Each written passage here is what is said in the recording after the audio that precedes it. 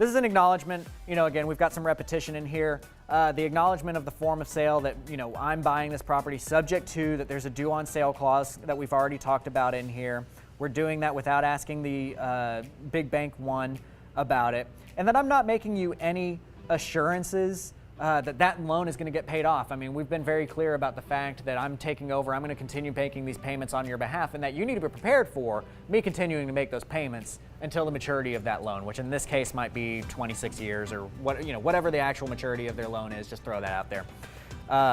Now, chances are that gets paid off sooner. More than likely, whoever I sell it to is going to end up selling the property or refinancing or doing something along those lines. But you need to be prepared for this loan staying in place as is for the maturity of that loan. And because of that, your name is on the mortgage. Your name does show up, on your credit report. We'll show that mortgage. Now, if you want to go get another house, if you want to go get another mortgage, you just need to let us know so that we can help you with that process, because it shouldn't be an issue for you going forward. I can't promise that because I can't tell the future and I don't know what will happen with your credit outside of these kinds of factors. If something else happened to it and it made it hard for you to get a mortgage. But if it's only down to this, we'll be able to help you out with that and giving you some guidance there. Again, not guaranteeing that you can get anything, but none of my sellers, historically speaking, none of my sellers have had any problem getting a new mortgage on it.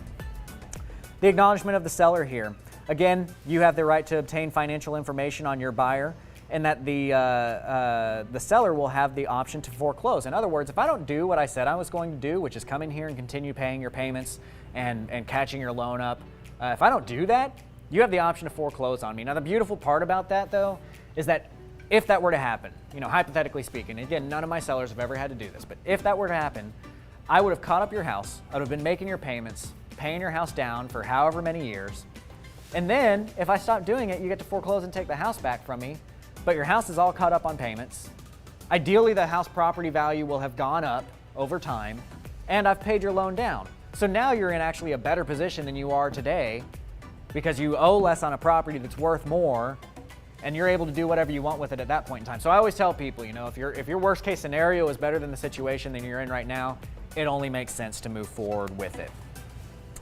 Acknowledgement of the payment options. Now, you do have the option of running this through what's called a third-party loan servicer. Now, I'm going to opt for us to just pay Big Bank A directly. We know your mortgage loan number and that kind of stuff, and we're just going to make the payments every month.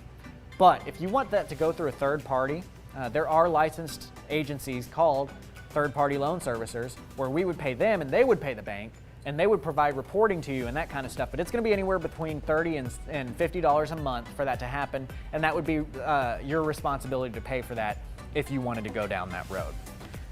Again, I'm not going to get title insurance on this. Again, we're going to go through mediation rather than going through the courts if we do have a disagreement. That this is in your best interest, that we are offering you something good here. I am saving you from foreclosure. I am saving you from, whatever the situation is. Just reiterate what it is about your offer that's helping them. And then most importantly, no oral agreements. Hey, if it's not in writing, it doesn't matter. If there's anything that we've talked about at all that isn't in writing, let me know right now, because we need to get that into the contract, because the only thing that matters is what's on the paper, okay? So go ahead and sign and date down there at the bottom. All right, get your initial hand ready, because we're about to throw out a ton of initials on this next portion here. We're just going to go one by one on this, and you're going to initial on each one of these lines, and I'll just kind of describe to you which each one of these is as we go. That you are the owner of this property, that you've reviewed and accepted the terms as they are, that I'm giving you some good and valuable consideration. I'm not just saying give me your house and have a nice day. I'm catching your payments up. I am going to continue making these payments. I'm giving you good and valuable consideration. That this is your best interest, in your best interest. I am helping you out. That you've been fully informed. You're not confused. That I've given you an opportunity to ask questions, and that you are asking questions as they come up for you. That you're satisfied with the sales price. That the sale is final. There's no take-backsies. Once we get all the contracts signed, once we go through the closing, that's final. I will own the house at that point in time. Contingencies may exist. Now, in this particular case, contingencies don't exist, but that would be something along the lines of, hey, I will buy your house if you fix the foundation.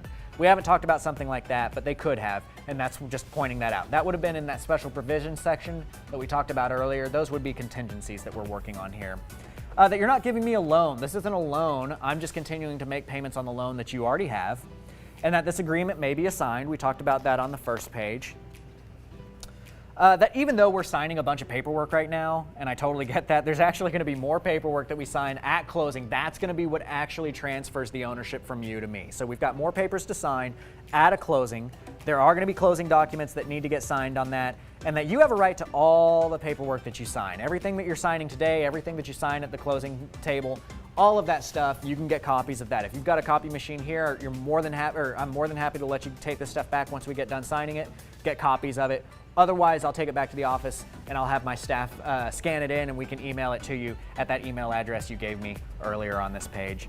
Again, I'm entitled to make a profit. This is my business. We always advise legal counsel. If you've got a family friend that's an attorney or somebody that knows what they're doing with real estate, totally encourage you to go out and talk to them about that. Same thing with the financial review. You know, we've talked about that before. You have the right to look at your financial, the financials of your buyer. That even though we are buying the property, again, this is your loan, your name is going to remain on it, so you do have technically a continuing liability on that. But again, if you need anything on that, just contact me, contact my staff, we'll see what we can do to help you there. And if we don't do what we said we were going to do, you have the option to foreclose on us. That even if I assign this contract, you have the right to look at those financials, and I can't guarantee the credit worthiness of an assignment or anything like that. There's no guarantees on that side. But again, these two items talking about that you have the right to look at the financials and of the credit worthiness of an assignee or a buyer. That this has been fairly negotiated. I didn't pull out a gun and say, you better sign this contract or else I'm going to shoot. You know, this is something that we've gone back and forth on, figured out the right thing, and that's what we're moving forward with. That you don't have any precluding ailments that keep you from being able to sign contracts. And that you're not under the influence. You know, I have a funny story about this one. There was a contract that I was signing a while back, and literally I was on like item 19 of this. We're 3 items back, and the guy was so excited about selling his house finally and being able to get this done subject to. He pulls out from out of nowhere, pulls out this bottle of Crown, cracks it open, and starts pouring it. And I was like, please, wait, like please, can you just wait like 4 more signatures before you take that first sip? Because I really need you to sign one that says that you're not under the influence. You got a good chuckle out of that. But so yeah, you'll initial there. That there's been no other promises, similarly to what I was talking about earlier. It's in writing or it doesn't matter. And that you're not under duress, that, you know, we haven't in any way persuaded you to do this against your will, and that you're fully satisfied with the agreement. So you'll initial on those and then just go ahead and sign and date down there at the bottom.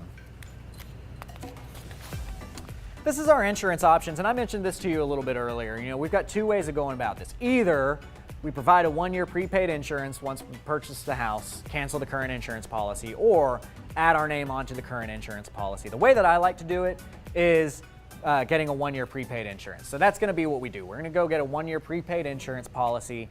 We're going to make sure that our buyer has a 1-year prepaid insurance policy, and that policy is going to have your name on it.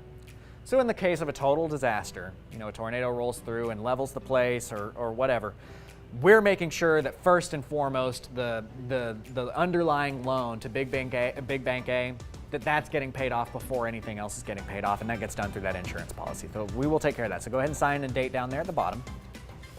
This is going to be a contract for me to sign. Now, this is acknowledging the title insurance. Now, as I told you before, I'm not buying title insurance. I'm not forcing you to pay for title insurance, but what I am going to do is I am going to do a title run, and that title run is going to look through and make sure, same kind of stuff that happens with title insurance, but it's going to make sure that proper chain of title has occurred from who bought it, you know, who you bought it from, who they bought it from, who they bought it from. Everything has happened right. There's no extra liens on the property other than what you've already told me about. So I'm going to initial right here, and I'm going to sign and date down there at the bottom.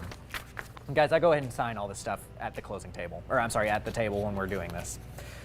Acknowledgement of mortgage processing. As I mentioned before, I go through a full processing of all my buyers. You have the right to do the same thing. So if you wanted to do that, it's about $750 to get that done. And that will go through Texas Pride Lending or a similar RMLO service to make sure that all of the finances are in place for this. So if you want to do that, you do have that option. Go ahead and sign and date down there at the bottom. This is the authorization to release information. What this does is I'm going to turn this into your bank, and this is going to make it to where they have the ability to talk to me, because right now they're not going to talk to anybody but you. So what I'm putting here is I'm putting my company and its employees, so that it may be me, it may be one of my employees that calls, But what we'll need from you is I need for you to put your name right here under borrower and the last 4 of your social, and then just sign and date down there at the bottom. Now, you should fill out your company name and its employees on here. That allows you and other people's names to call. You need to fill out the lender and the loan number here, and then the property address should be on there as well.